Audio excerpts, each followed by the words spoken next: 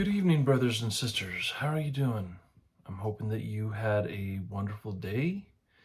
I hope that, you got some stuff done today.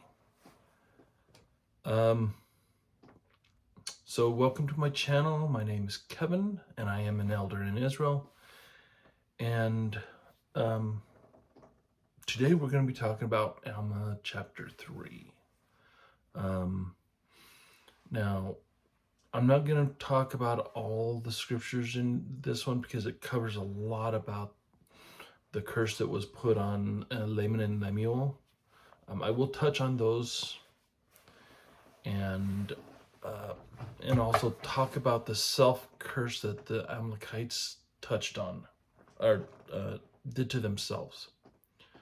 But I'm not going to be going through all of them because I've done a previous video in 2nd Nephi that talks about the curse.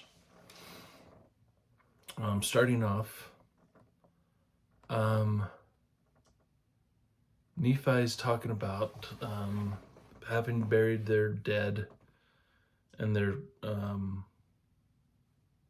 returned to their lands and their children, and how the women and children had been slain. I mean, it's really sad.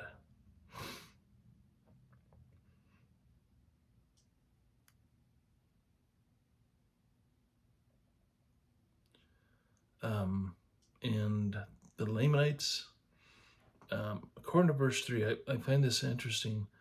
And now has many of the Lamanites and Amalekites who had been slain upon the banks of the river Sidon were cast into the waters of Sidon. Behold, their bones are in the depths of the sea, and they were many. So instead of burying the dead of the Lamanites and Amalekites, they threw them into the river and were brought down to the sea. And so it'd be interesting. Now, here we begin talking about the Amalekites. In verse 4, they had put a mark on their head, a red dot, that it was after the manner of the Lamanites, marking themselves as they are part of the Lamanites. Now, we don't know if it's like this, like this, like this, like this. We don't know. It could be a dot. We don't know. But I have seen some people who have tried to claim that Joseph Smith was inspired by the Hindi people. And there is absolutely no evidence that Joseph Smith was aware of the people from India. Mind you, he lived in a small village. There was no public library at the time in that town. And it wouldn't have been something that was popularly known. I mean, as we read this, we see evidence of the complexity of the Book of Mormon that points that he never wrote it. In fact, stylography, the study of handwriting, has shown that the handwriting was not of Joseph Smith, nor any of his associates that he learned later.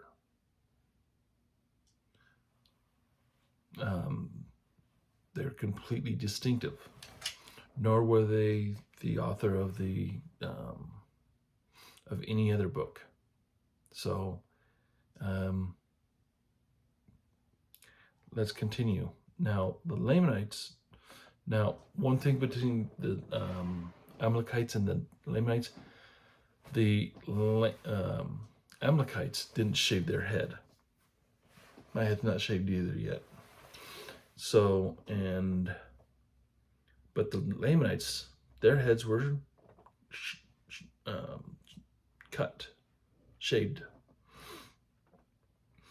And then, for some reason, either Mormon or Alma was talking about the Lamanite skin, and it was dark. Now,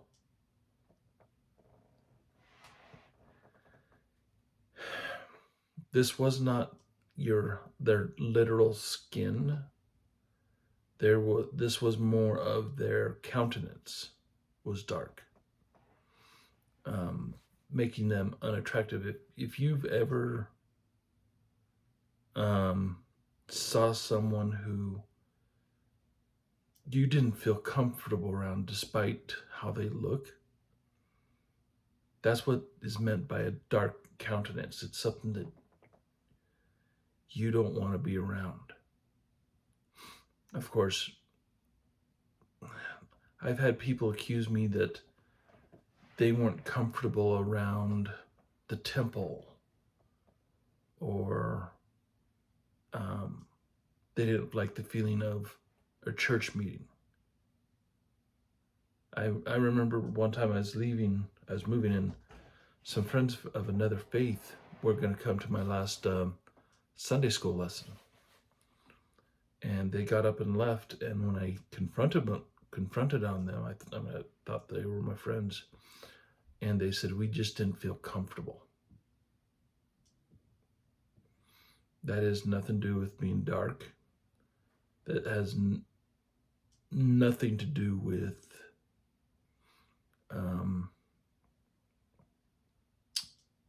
that. But the Lamanites, their countenance was dark. Now, the word countenance did not exist in ancient Hebrew culture.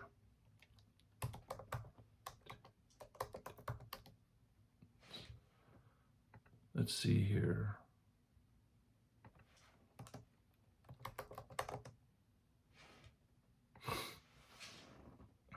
Okay, so the word countenance came into use in 1150 to 1500 AD. So this is hundreds and hundreds of years. So, but best way to describe it was their skin.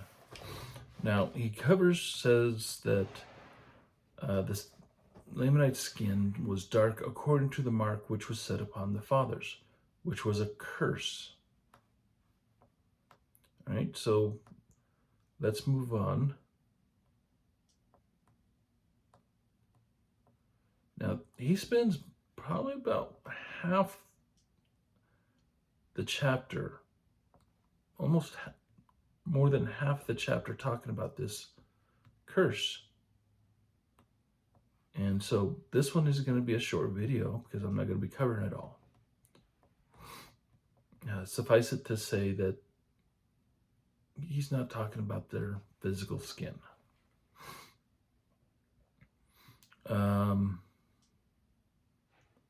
Let's go down to verse 20.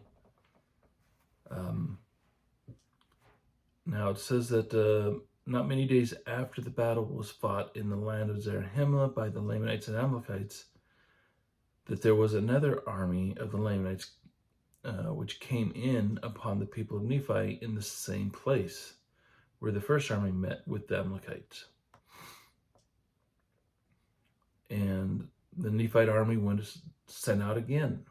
Now Alma himself was not able to go out and fight this time due to an injury he had received.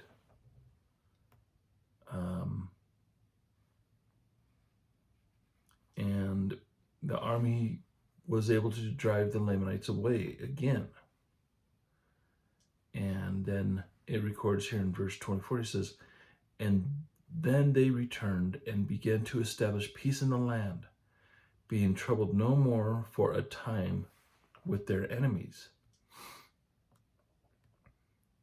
And now all these wars were done in the 5th year, and that's a lot of fighting. And I love verse 26. Verse 26 is, I like how he puts it. He says, and in 1 year, where thousands and tens of thousands of souls were sent to the eternal world, that they might reap their rewards according to their works, whether they were good, whether they were bad, to reap eternal happiness or eternal misery, according to the Spirit which they listed to obey, whether it be a good spirit or a bad one. So, I know this is an eternal debate between mainstream Christians or Christians altogether and Latter-day Saints.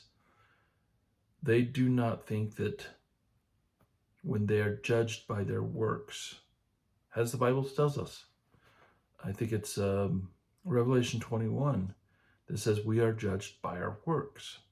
They don't think that has anything to do with their salvation. If it has nothing to do with their salvation, then why is it so prominent? We're not judged according to our faith. We're not judged according to our belief. We're judged according to our works. It's because there's a fine balance.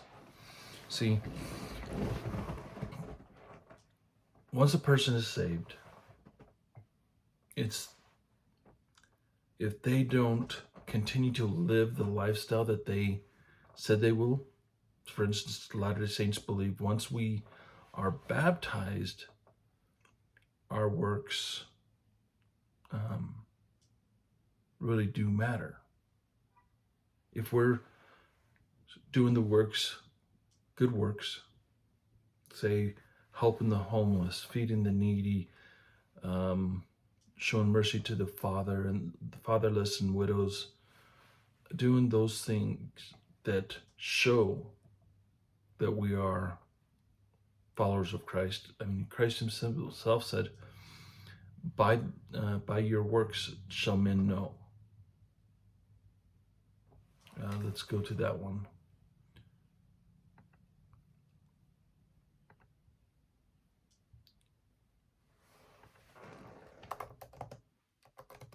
Oops.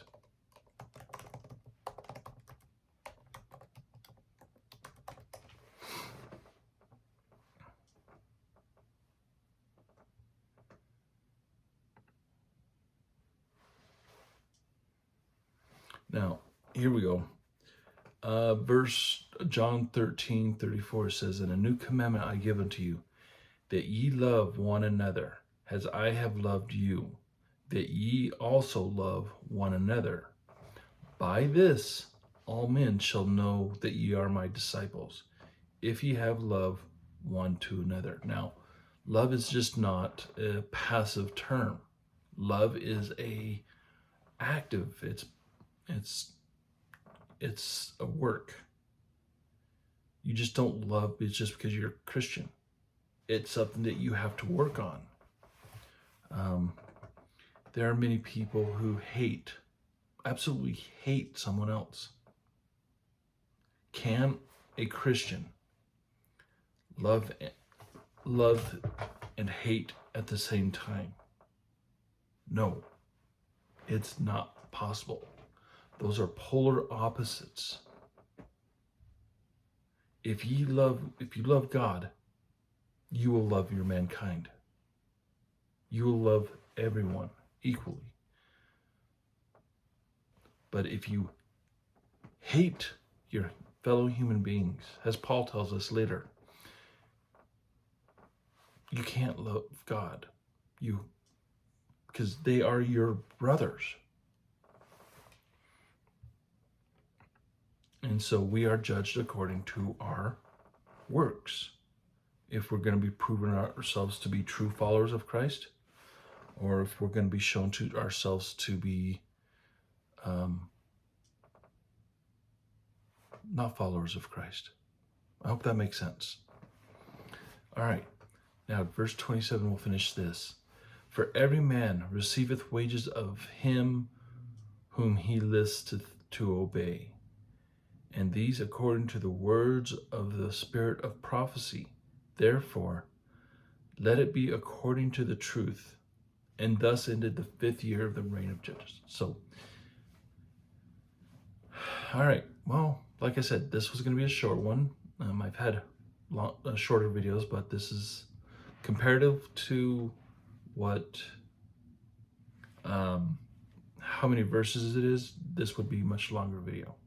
So, I hope you guys have a wonderful day, or I should say tomorrow. Get some sleep. Tomorrow is Wednesday. It's halfway through the week. You can do this. I believe in you guys. So, we'll see you tomorrow morning for another scripture of the day.